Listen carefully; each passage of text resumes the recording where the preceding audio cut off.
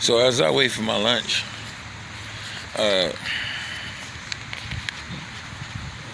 to be decently brought to me, I would start off by saying and quoting one of the greatest men that ever existed and walked the face of the earth as far as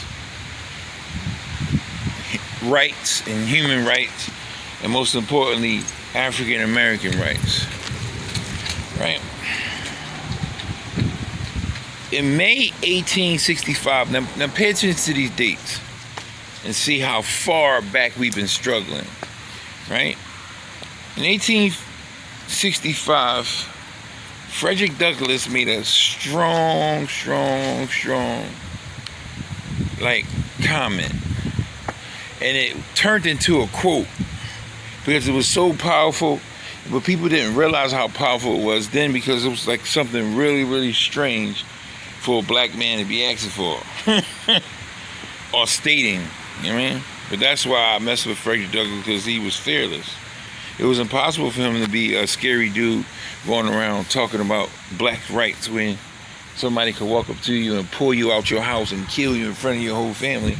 So he was a goon, but he was a goon for the right reasons. Frederick Douglass said, right, and I quote, he said,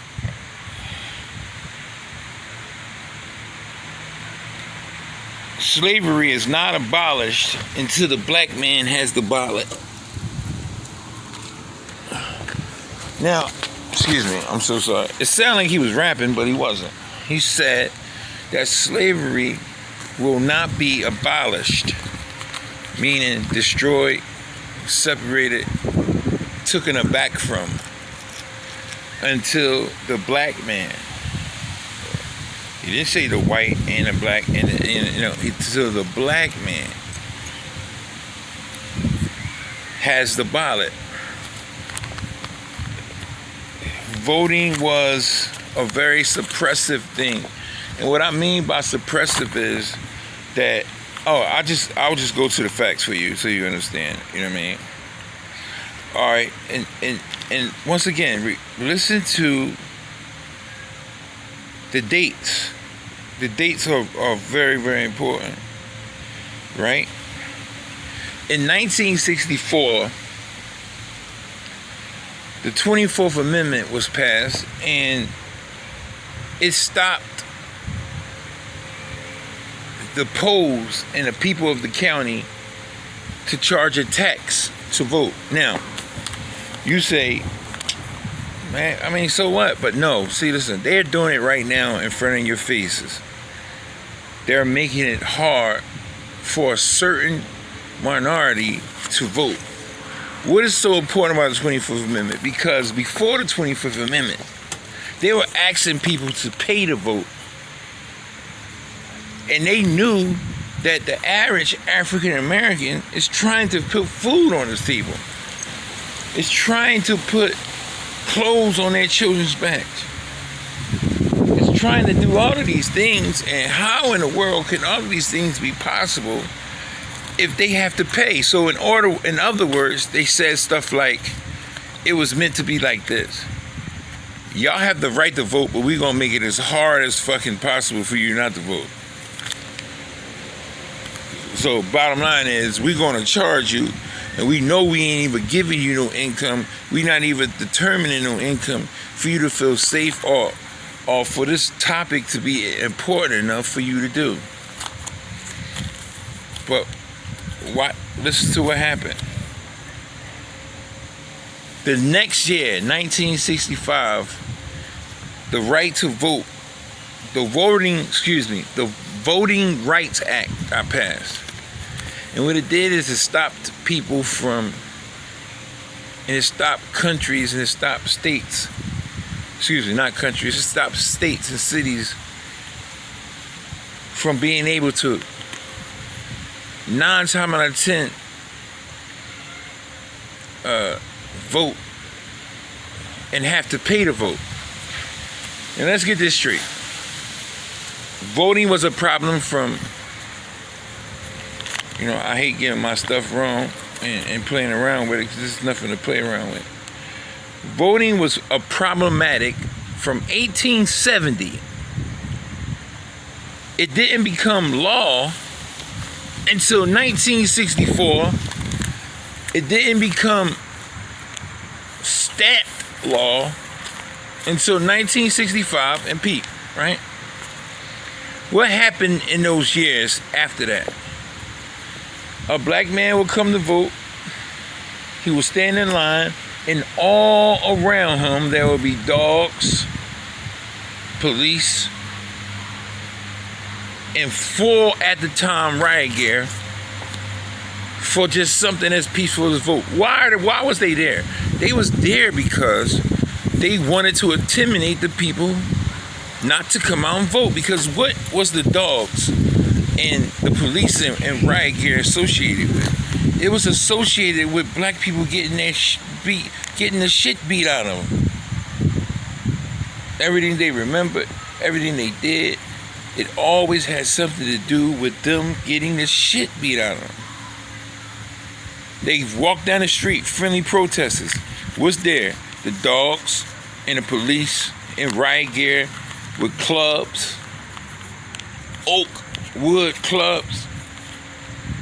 They specifically picked the wood to make these black nightsticks out of because it didn't break. Because they was having problems breaking these sticks off on people's head and bodies.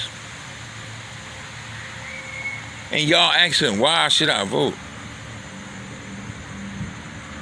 You forget voting because you thinking that your only one vote not going to matter. If that's the case, and that disease starts to spread, multiple people, millions of people won't vote because they'll say, hey man, what I'm voting for, it's not going to make a difference. And then it really ain't going to make a difference. Vote for your ancestors who got killed protesting.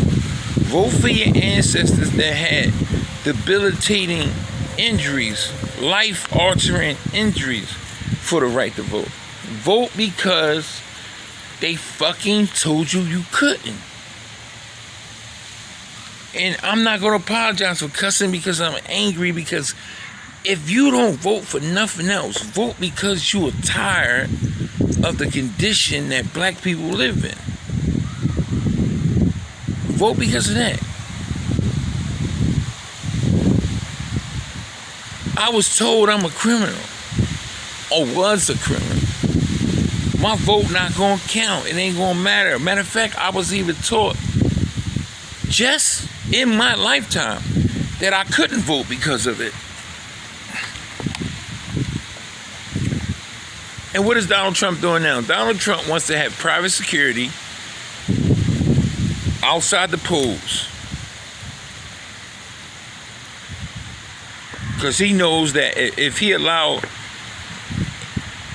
jail people, if he allow people with records, if he allow people that's poor, now you got to have an ID and all this stuff. And when I first heard it, I was guilty of it too.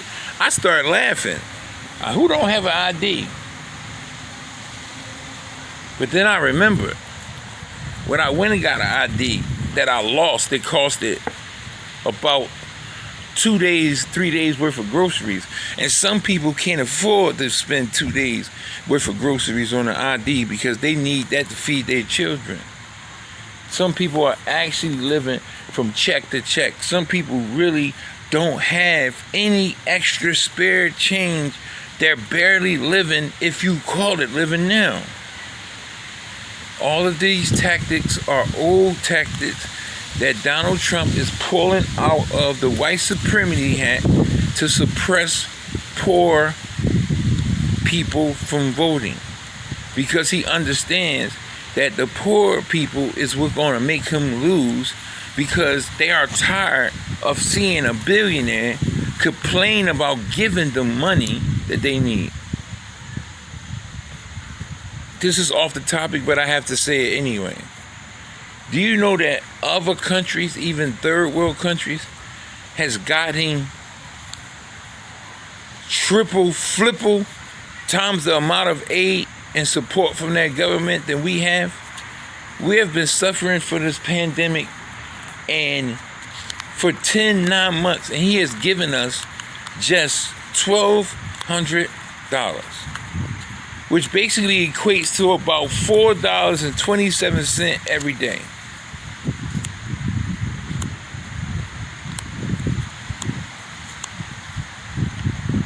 How in the world could we live off of $4.27? And they are arguing, fussing and fighting, trying to get all their hidden agendas passed and talked about and discussed while the American people wait. Please don't let this opportunity pass you by to make a difference, to make your voice heard, if nothing else, to support and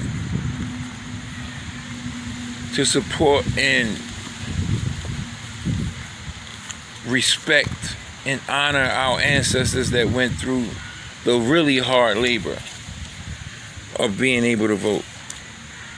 Remember, if no one loves you, I love you. Remember, you can have a great day on purpose, and if you are miserable, that is your choice. You choose to be miserable because you can choose not to be. Decopbo 1.